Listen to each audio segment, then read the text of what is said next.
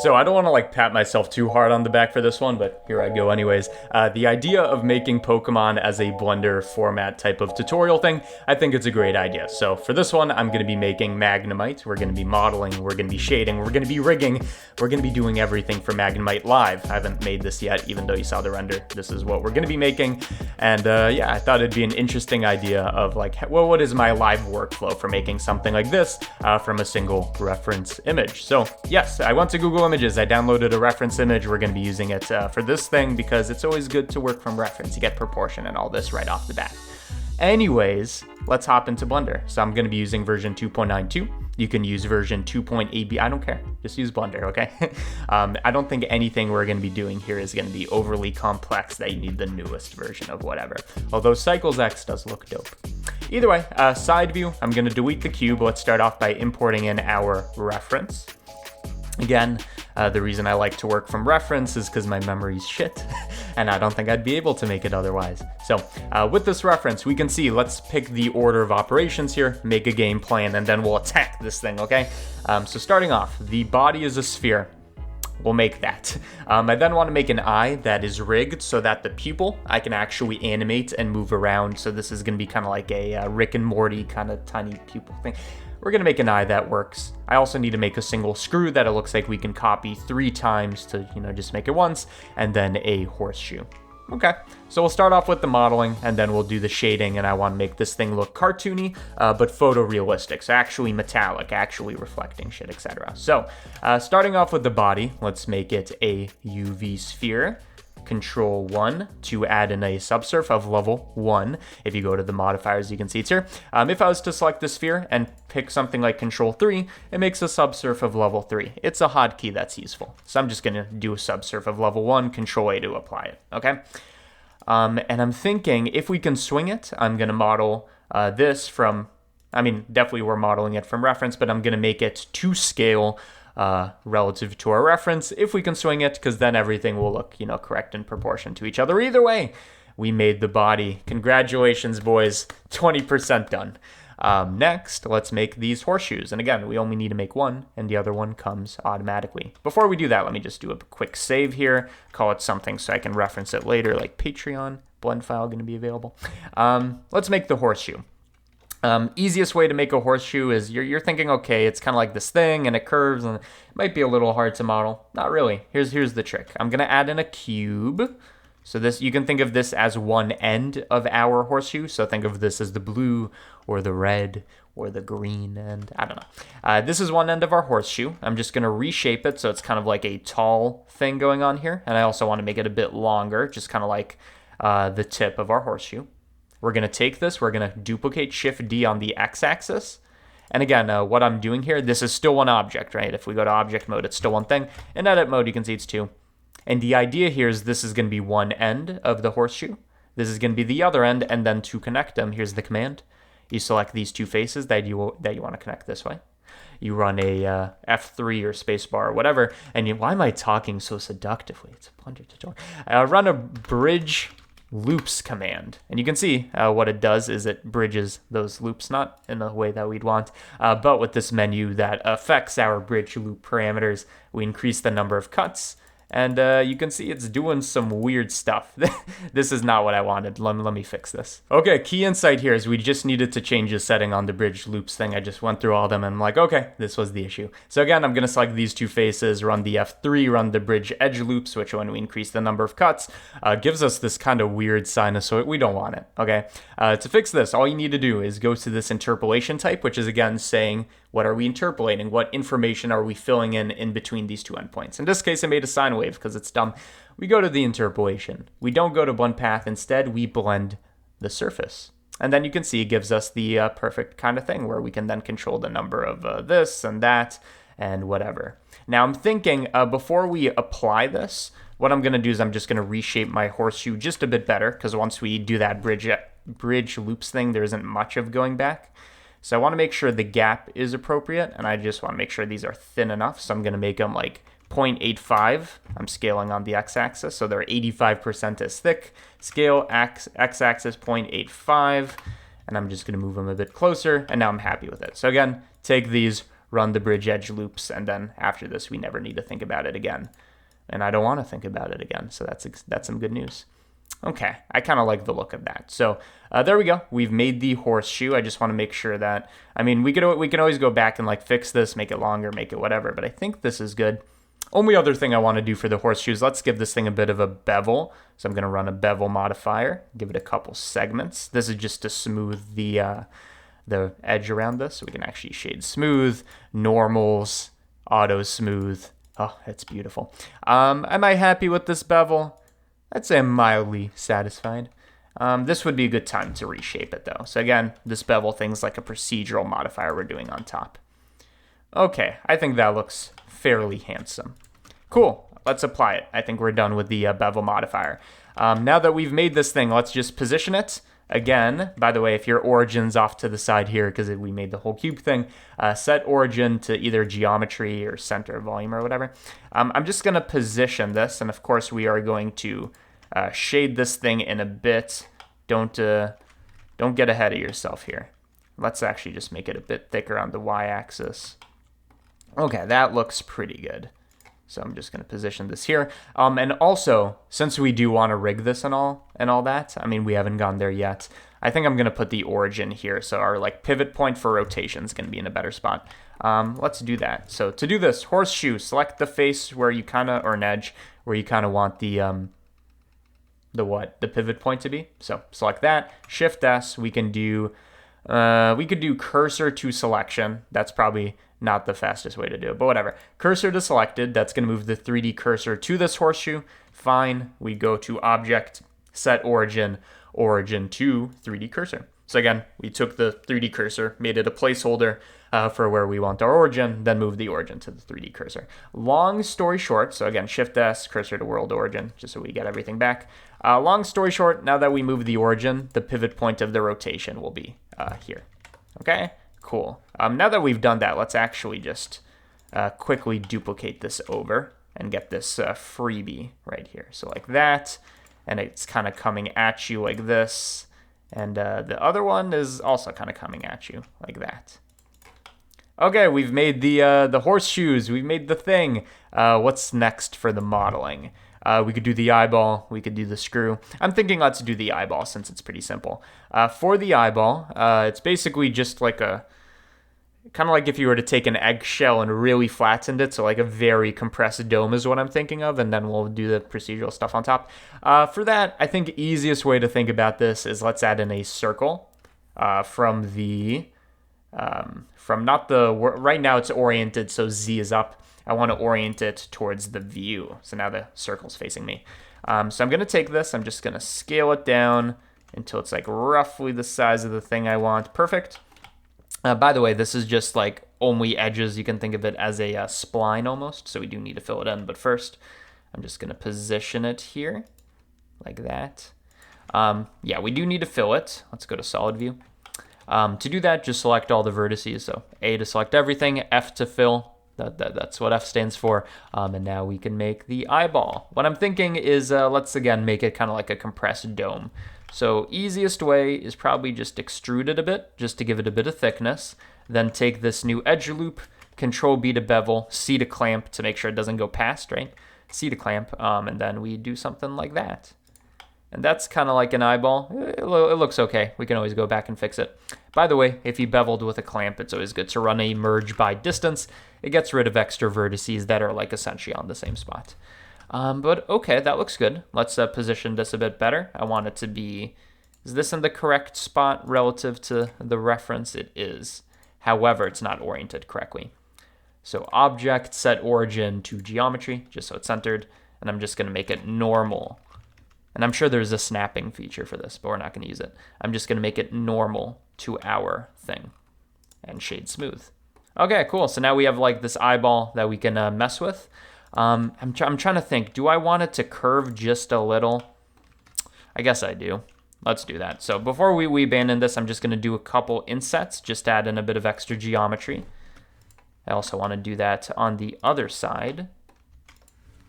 So inset, inset, inset. This is just so that we have more geometry for the deformation I want to do.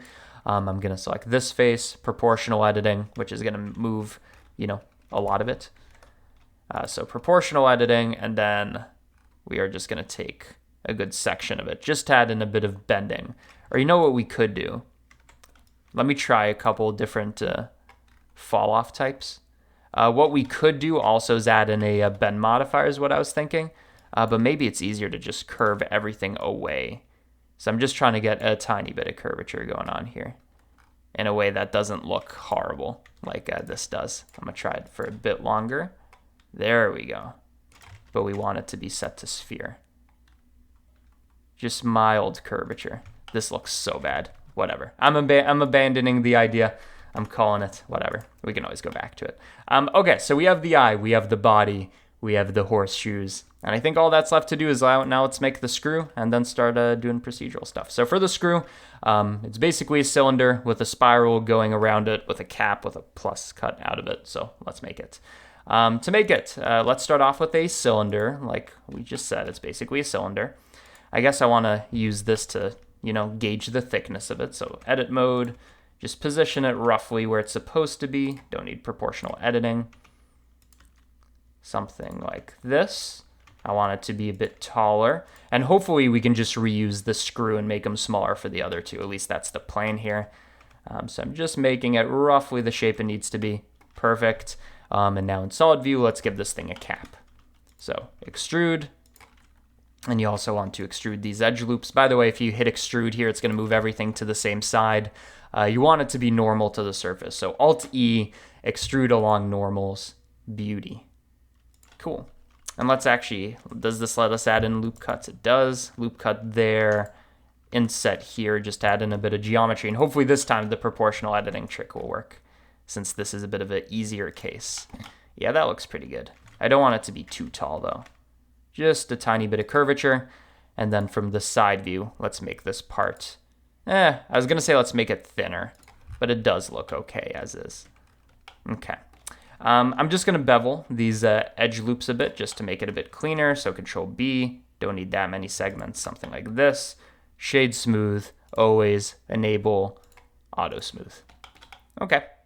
Now we just gotta cut out the plus and make the spiral. Here's a trick for it. Let me move the reference to the side.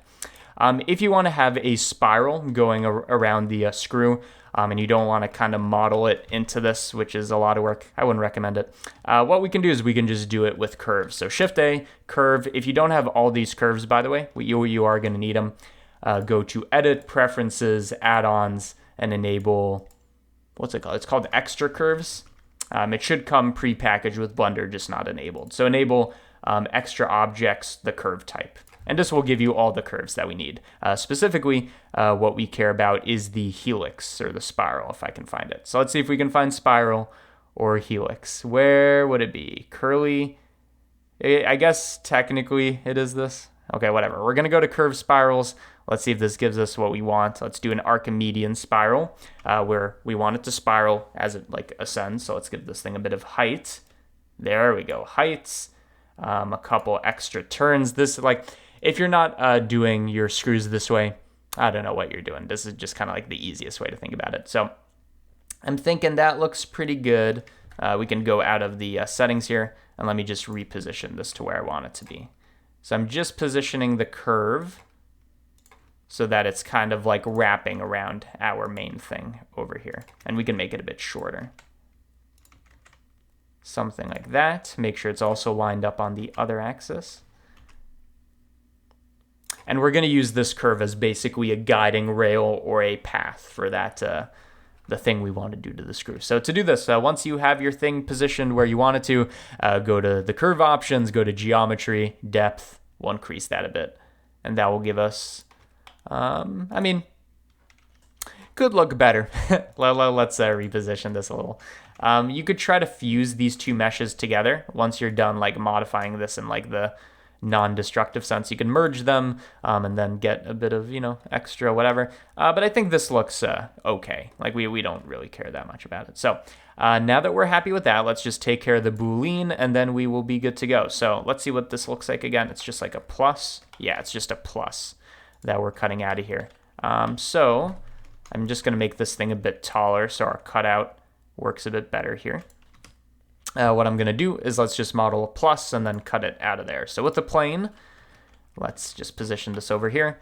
I'm going to scale it down, and I'm going to turn it into a plus sign. So let's extrude. Actually, no, it would be easier before we scale it down. I'm going to just add in a new plane. I already know the length of every edge of this plane, so this should have a x, y, whatever, length of 2, a side length of 2. So I can extrude on the y by 2, knowing that it's going to be exactly the right size, -2 to go the other direction, extrude on the x-axis by -2. Okay, now we can take this and scale it down, and let's make it a bit more round. So just select these vertices that we want to bevel a bit. We can also select these interior ones. In other words, select all the vertices, Control B, and then V to bevel the vertex, and then it looks okay. Let's give it a bit more geometry, and let's give all of this a n-gon. So I'm just hitting X to dissolve it, or is it limited dissolve? It's one of these, limited dissolve. Turns it into an n-gon. This should just make it easier. We'll see if it plays well. It might not. We'll see if it plays well with the boolean. So basically this is our cutout mesh. I'm just going to position it over the thing so we can actually cut it out of here. Make sure it's nice and centered. Okay, let's try it out. So the idea is we take the thing, we do a difference boolean, cut away that. So let's see what happens. So with the screw, go to modifiers, go to boolean. Difference is what we want. We want to subtract away. That's what difference is. We are going to subtract away what? Probably easier with the eyedropper, this plus sign. And if we hide it, it does not seem to like that too much. And I don't know if fast or exact matters. Oh, it seems like fast actually helps. When it's exact, it does not seem to like that. Unless we enable self. No. Just like fast, I suppose. Nothing wrong with that. Some of the best things in life are fast, like taxes. Okay. Okay, I'm happy with that. I'm going to apply it, get rid of this plus sign, and now we have a cutout here. By the way, you're going to notice this is like shade flatted, that area of the boolean. I think you just reshade smooth and everything's fine. Okay, cool. Other than that, we could try to clean up this geometry to get some extra bevels and stuff, but that seems like a lot of work, so let's not do it. So I'm going to take this, I'm going to convert it into a mesh, because right now, remember, it's actually a curve object with a bit of depth, so now we've converted into a mesh. We're going to take these, we're going to join them, so now we just have a single object. And now we can position this correctly. So I'm just going to put this back over here. We have a single mesh that controls this. And then just like we talked about before, it would be good if we were to actually make the pivot points like where it connects to it. So again, select the face, Shift S, cursor to selected, and then object set origin to where? To the 3D cursor. We've done it. We've done it again. Okay, so we've positioned the thing. Let's move our 3D cursor back to the, why do I keep doing that? To the world origin. And let's position this thing correctly. So now the pivot point's where it's supposed to be. So I'm just going to position this coming off the sphere at roughly the same angle. What I'm seeing here is it's kind of coming towards the camera. Is that what's going on? Or is it going away? No, it's going away from the camera. So let's do the opposite. And there you go. We have a screw piece. Let's move this away so we can actually see it. Only modification I'm thinking of for this thing, we'll see if we can swing it easily. I do want to make this the head of the screw. I'm no construction guy. I don't know what I'm talking about. I want to make it a bit bigger. So let's see if we can do that. So with proportional editing, maybe local relative to the Z, Shift Z, to scale on everything except the Z axis. Again, the reason I'm using local coordinates is since we rotated this. Global coordinates, you can see they're kind of stretching the incorrect way. It's going like to the XY plane. We want it to its local thing. That accounts for rotation. So Shift Z, let's make that proportional editing a bit smaller. And here's the before and after. So that's just an easy way to increase the thing. Okay, I'm happy with that. Now let's see if we can like duplicate these and get a couple of freebies. I assume the answer is yes, as long as we're willing to be fine with the results. So Shift D to duplicate. I'm going to position this at the front of the sphere where it's looking at us. Move it down. Rotate it so it's hit R twice to go into free rotation mode. We want it to be facing us. And now let's do a bit of modification. So first of all, needs to be normal to the sphere. Second of all, this one is way smaller. Let's see what this looks like. By the way, if you don't want to keep going back and forth, you can always split the view. Have one of these angled here, and the other one we actually modify. Actually, that's a good idea. Let's do it like that. So I'm just going to position it roughly where it's supposed to be. It doesn't need to be an exact copy, because again, we're making this thing like photorealistic anyway, so it's going to look, you know, a bit different. But as long as it has the general idea here. Now, it seems like the whole thing's kind of like tilted to the side, like one screw's taller than another, like magnemite's like lopsided. I don't know if that's intentional, but whatever, we can simulate that. So that goes there. Make sure this is normal to the thing, roughly. And also on this axis, rotate it down a bit. Rotate this down a bit, and let's see what this looks like. Okay, I think I like the look of that. Let's get rid of the viewport. And let's move the reference. Okay, I think we are done with the modeling. This is the kind of thing that is easier to see with Cavity. There we go. I think we're done with the modeling. I think what's really going to set this over the top and make it look like magnemite, because right now, again, we just have a mesh, not a wireframe, but like we have the mesh. What's going to make it look good is making it metallic, reflective. I think the eye gives it quite a bit of character. And again, I do want to add in a bit of curvature. So let me actually go back to this thing. Here's a quick solution for that curvature issue I was talking about. So before, remember, we were trying to do proportional editing, and I moved too much of it. I think what we're going to settle on is we're just going to move the front side. So not the z-axis. I don't care about moving the entire thing. I just want to move like the front, the areas that's facing the camera. So let's just do a gradual kind of thing, just to give it a tiny bit of curvature. Does that look good? I don't know. It looks all right. Let's reposition it a little. Again, if we don't like it, we can always go back and add a bit of curvature. Although I do think if this was to be like a three-dimensional thing, it would just kind of be like a thing slapped on top.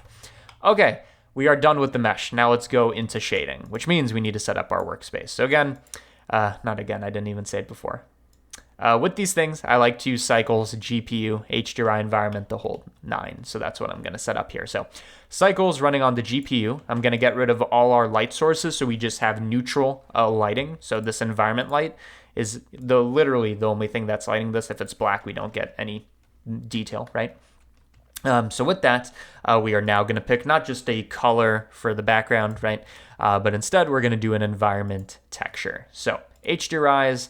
Pick one that you like. I like this one, so we're going to light him as if he was in this scene. Film transparent to get rid of it in the viewport, but it's still actually lighting and shadowing and all this. Okay, let's get into shading. Let's see what we can make here. I mean, really all it is it's a couple metals. We need to define this blue and red area, and also we need to rig this thing. So let's talk about how to do that. Shading workspace. I think it's actually already coming out super cool, just looking at this cycles white material thing. But that's just me. So let's call this one base metal.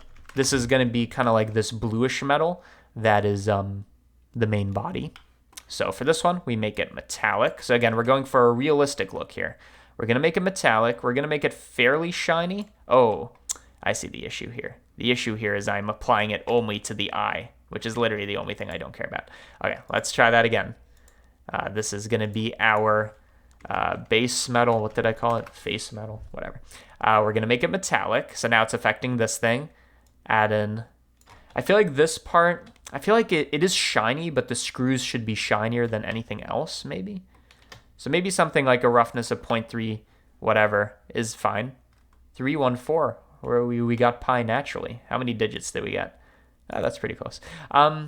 We have that. I'm thinking let's make it kind of like a bluish metal like we're seeing here. Nothing crazy, just so it kind of looks similar. Okay, maybe that's a bit too intense. Take that saturation, make it half as strong, just so it's very subtle. And let's also add in some like procedural dust and stuff like that, just so that it makes it look cool. For this, we are just going to be using like noise textures running generated or object coordinates, whatever it's running. I think generated's fine. Because it actually sticks to the mesh and we don't need to do any UV unwrapping. With the noise texture, what I'm thinking is this can drive our shininess or roughness, and you can think of this as surface imperfections. So I'm just using color ramp to add in a bit of contrast here. And this tells me that my noise texture is actually fairly low resolution. So let's bump up that detail. So you can see now we have a lot of stuff going on here, bit of roughness. And let's see if we can incorporate this into our metallic thing. By the way, all these node previews, which I haven't talked about too much, this is just kind of like a live preview. What this does, it's the node preview add-on, link in the description. But it's not very important for this. We wanted to modify the roughness. Easiest way I've found to do this is we run a math.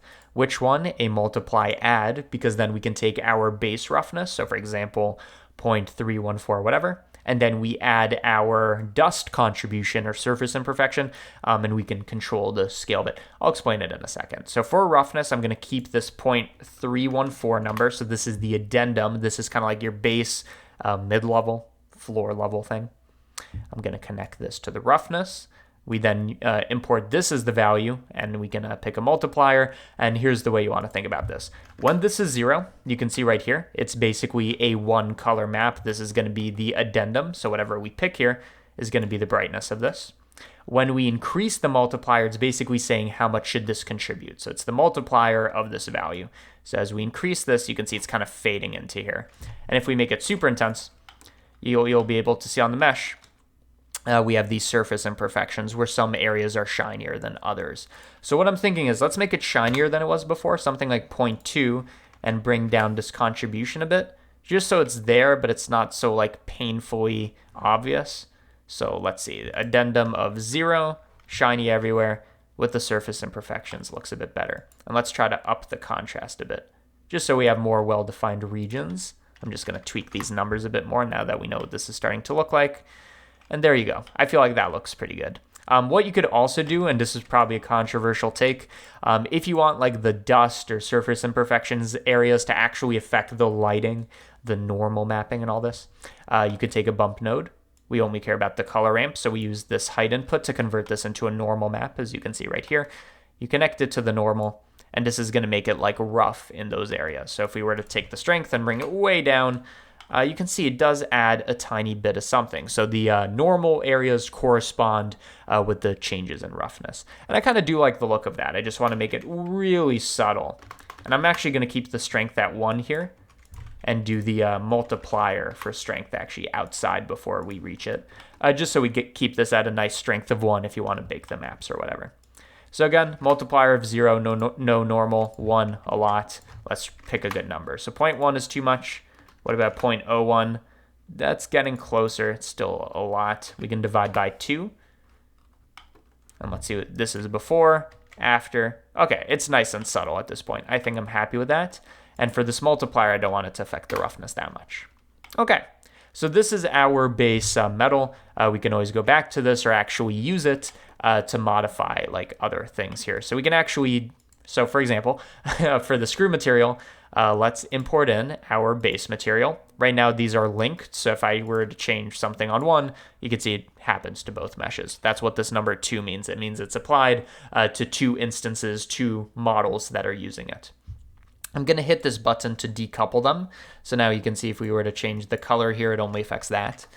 We can call this one screw metal. Not that I dislike the music, but this is going to be our screw metal. I don't want this one to be blue at all. This one should just be kind of silvery, and it seems like it should be a bit darker than the others as I'm seeing from here.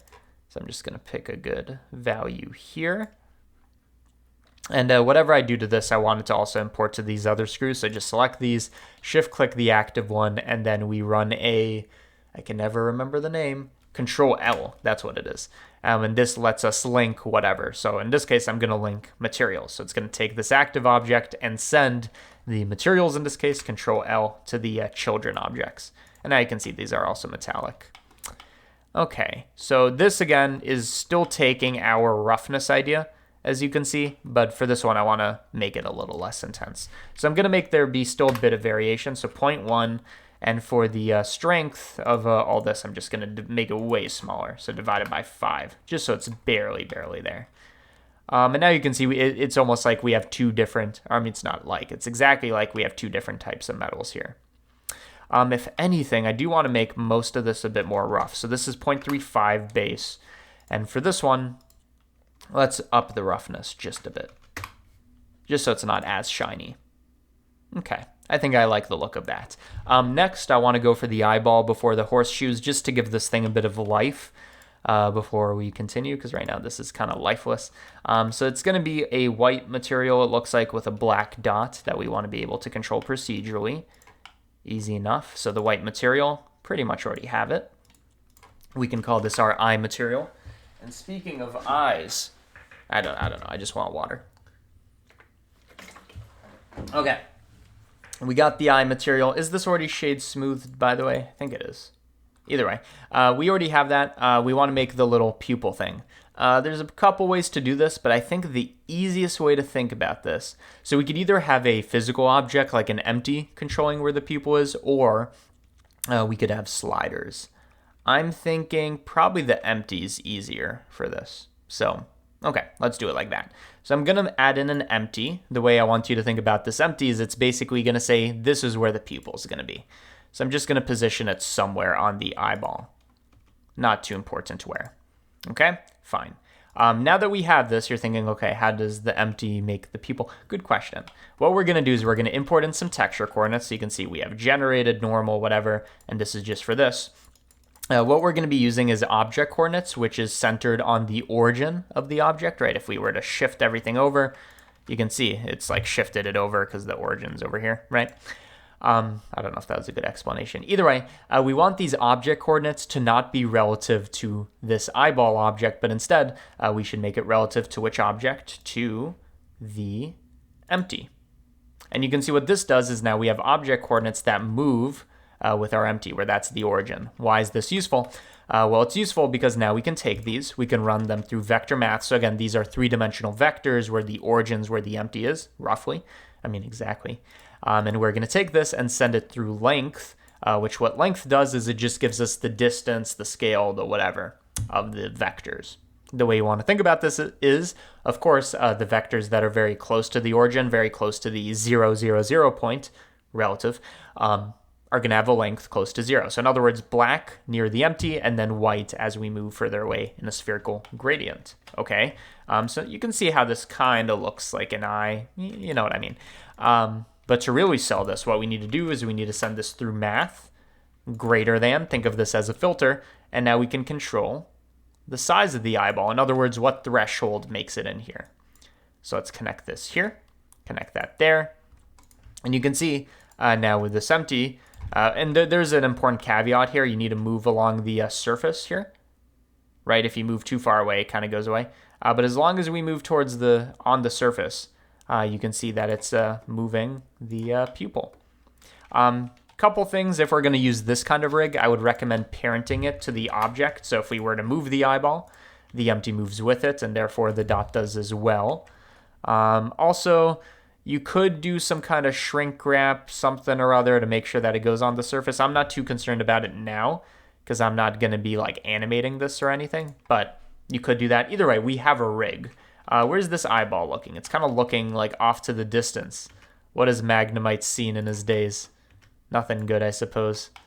But also a good advantage, by the way, of moving it on or off the surface is we can control the size of the pupil if you wanted to do that. But he's kind of looking off to the distance.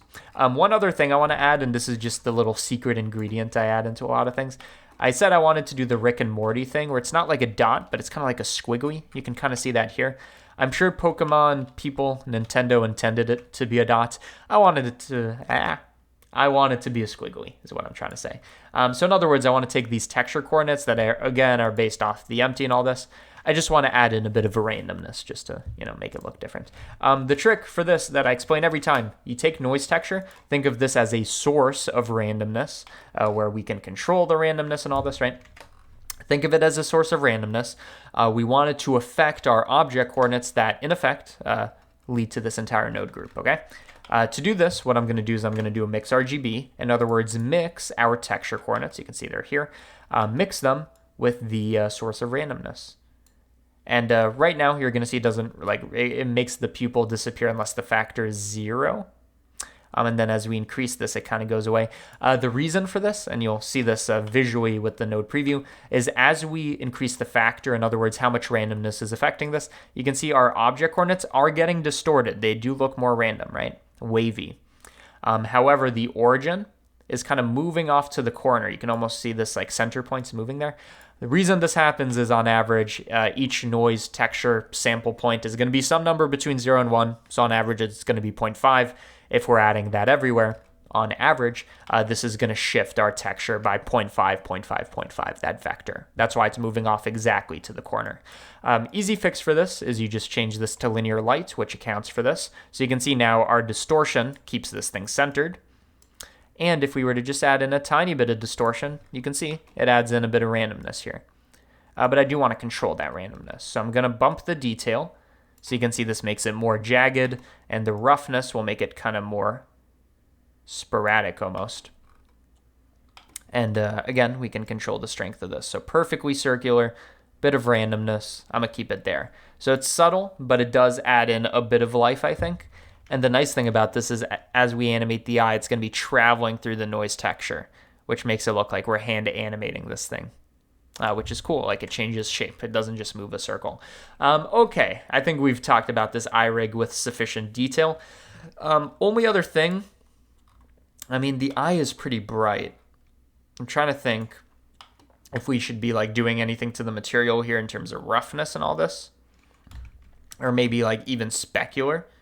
Making the reflections contribute less, but for now, I think I'm happy with this. So let's move on to the horseshoe material, which is essentially the screw material, except for the blue and red regions. So what I'm thinking is let's just do one of these horseshoes, which are magnets, but they look like horseshoes. I'm going to use the screw material. Again, we need to unlink it, so it's its own thing. We're going to call this horseshoe. And let's see, do I like the base metal of this? No, it's a bit too shiny. So what I'm going to do is I'm going to bump up the roughness. Maybe it's not the roughness. Maybe it's just the color of it. Maybe it needs to be brighter. Maybe that's what it was. We can always go back to it. I think I like the look of it. Either way, we have the base metal. We somehow need to isolate these blue and red regions and dye them that color. Well, here's what I recommend. We already have this object. If we were to load up texture coordinates, and I'm going to keep everything we've done so far. Think of this as just the metal with the procedural roughness stuff. What I'm going to do is I'm going to take my texture coordinates, specifically generated coordinates, because if we were to separate these again, we look at the X, the Y going up and down, or the Z component. It gives us a gradient going along the bounding box. This is useful because if we were to rotate it or whatever, you can see these black regions stay on the tips. Specifically the Z region, it looks like, is going to be the one that is useful for us. So if we do a greater than, yeah, this is the one that goes up and down here. You can see what I'm doing here, although it doesn't show it in node preview because generally you don't see Z-axis stuff. But if I was to do with the X-axis, for example, you can see greater than essentially says make everything that is greater than this threshold 0.48 white, otherwise black. So we're just kind of cutting off this gradient going from left to right. Of course, in this case, we want the Z-axis. And what we can do here is just use this to isolate the regions very simply. And then once we make this material, we can copy it over to the other horseshoe, no problem. So we've isolated the region, and this is procedural as well. You can pick this later if you want to. We have that. We also need to use another one because we want to separate blue and red, not have them both be the same color. Was that X-axis information? Let's see. Yes, this is X-axis. So basically, I have one gradient that is greater than, that we use to separate where the colors are. The second one to distinguish one side from another, and now we can use these things together. So let's try to isolate this one, for example. The idea here is we want it to be the region, this blue one. It's the region that is both on this half of the horseshoe and is at this height. So in other words, it's the black area here in addition with the thing. You know what I mean. So hopefully you know what I mean. So I'm going to take both of these. I'm going to multiply them. Let's see what this gives us. Kind of gives us almost what we want, but kind of inverted. The way you want to think about this is multiplication will keep the areas that are both white. It's like an AND operation. So this is white, perfect, but this one is kind of inverted. So instead of greater than, let's make it less than, and now we multiply, and now keeps this region. Additionally, if we were to do the same thing, but just kind of inverted, so we're going to take our x-axis, this one, and we are going to flip it with a less than. Now if we do the other kind of multiplication, which is these two, now we've isolated both regions perfectly, and I'm just going to clamp these. So I'm thinking the idea here is, assuming we want it to be the same material, and we'll talk about it, like do we want it to still be metal but just a different color? We can just change the base color. If we want it to not be the thing, then we could do something else. But I think it is still metallic, like that's the point of the thing. It's just to designate or to elucidate. It's to show you the polarity. One side's negative, one side's positive. So what we are going to do is we're going to mix RGB. I'm going to take this base color that is the color of our metallic horseshoe. So just hover over it, Control C, and then Control V to paste those in. So right now, nothing has changed about this. If we detach this, attach it, it doesn't change anything.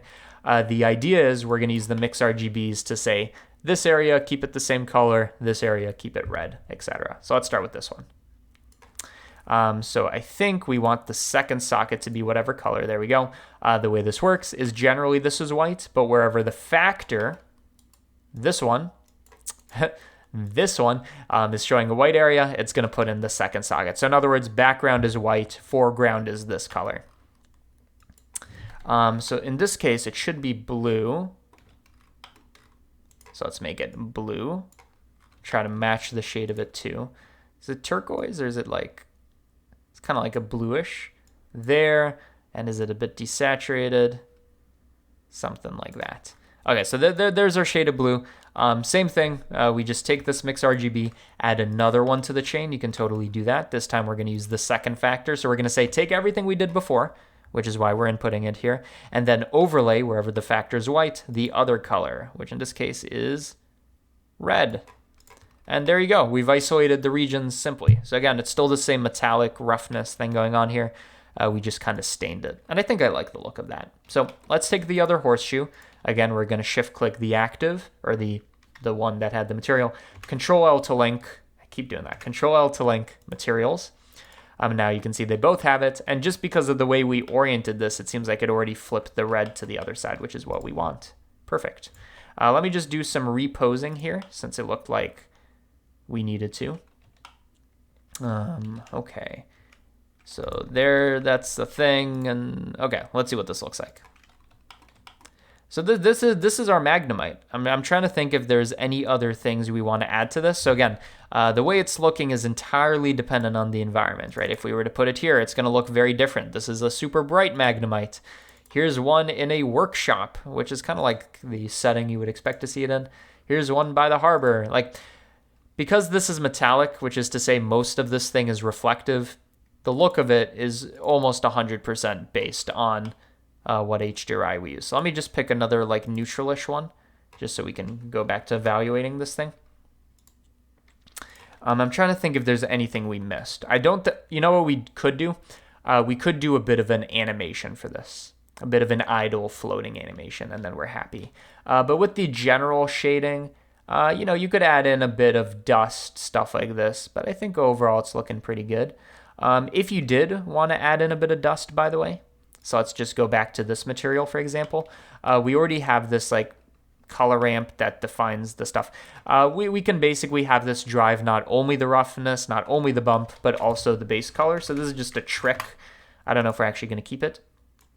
So I'm going to connect it to the color ramp. I'm going to make the first handle whatever color it was originally. And the second handle is going to be like a dusty yellow. And let's see what this looks like. We connect it to the base color.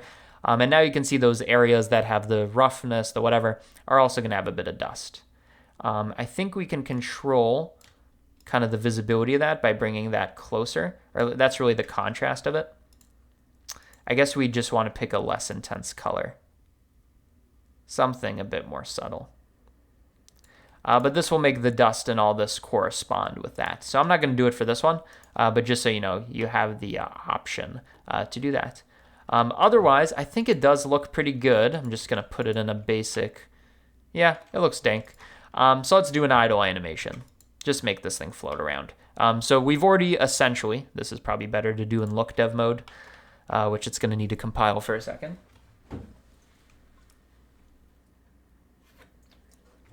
That is some good water. What was I saying? Basically, we've already done the rig for this eyeball. Everything else, not so much. So what I want to do is I want to have the body, everything be attached to the body so we can have this thing float up and down. So let's take the eyeball, parent it here. So again, The empty is parented to the eyeball, which is parented to the object, so they all move together. I can now select the rest of these, shift click, control P, object. So now we have this as one mesh. So now we can drive the height of this. I also want to start animating the horseshoes and everything, but we'll get to that in a second. So let's start by having this kind of float up and down. In other words, we just want to control the Z position of this.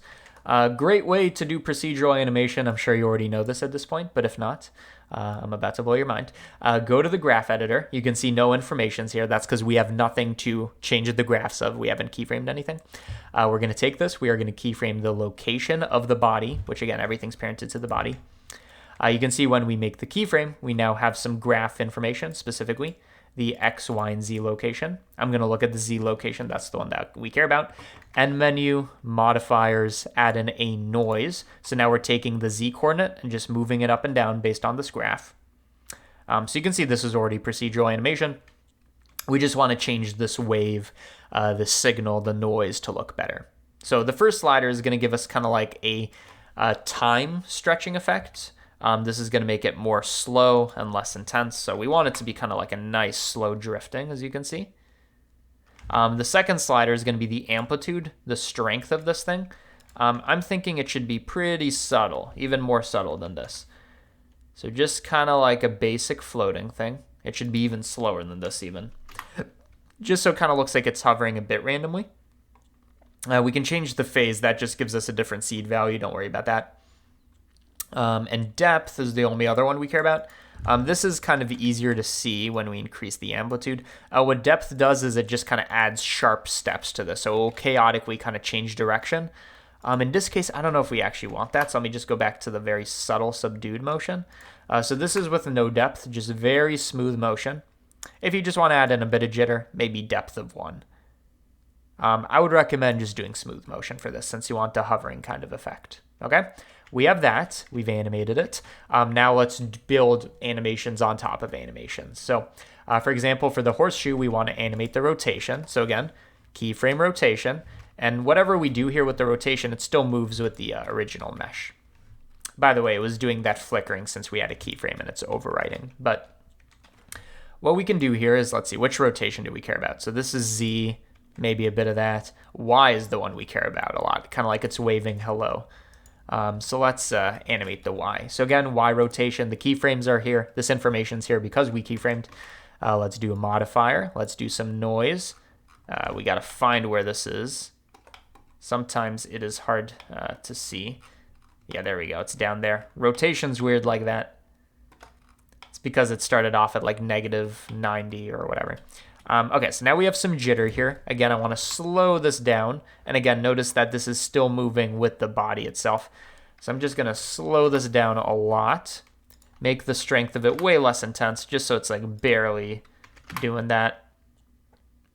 Okay, so this is just a very gentle kind of thing going on here.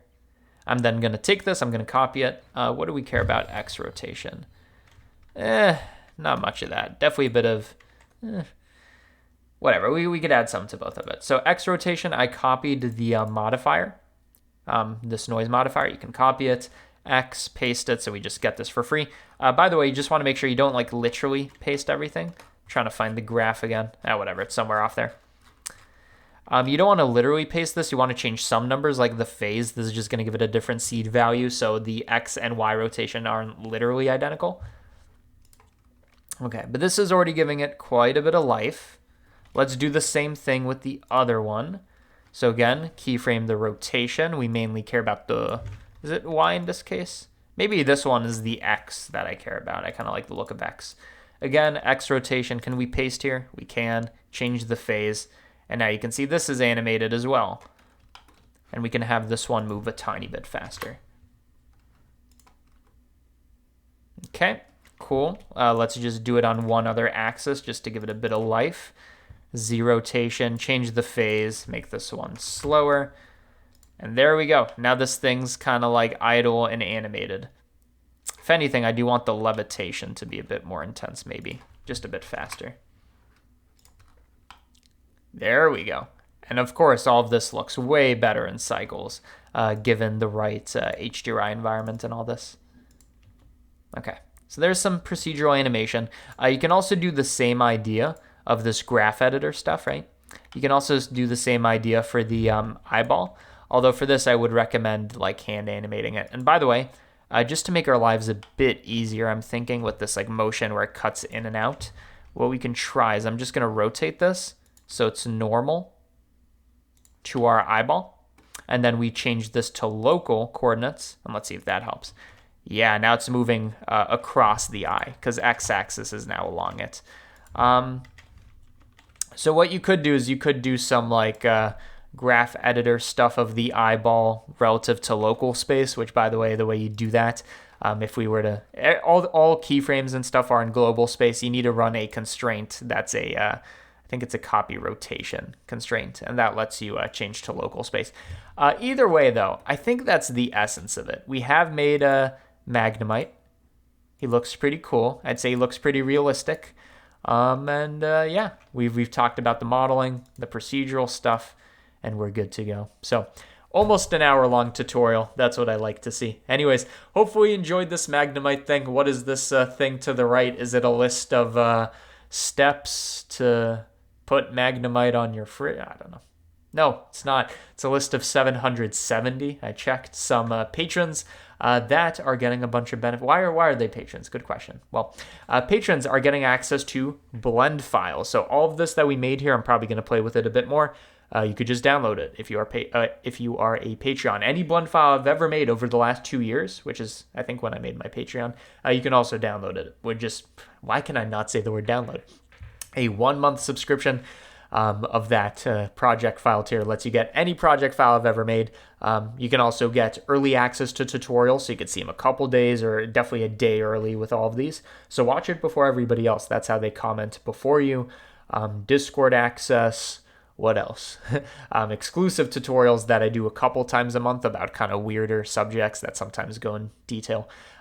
Those are available, not on default Keeper CG Matter, only on Patreon. And in general, if you want to support both of these Blender endeavors, Patreon is the best place to do that. So I want to thank all 770 some patrons. You're the MVPs. You produce this thing. That's why you're in the credits. And yeah, hopefully you learned how to make magnemite. I've lost my voice. I'm out of here. Bye.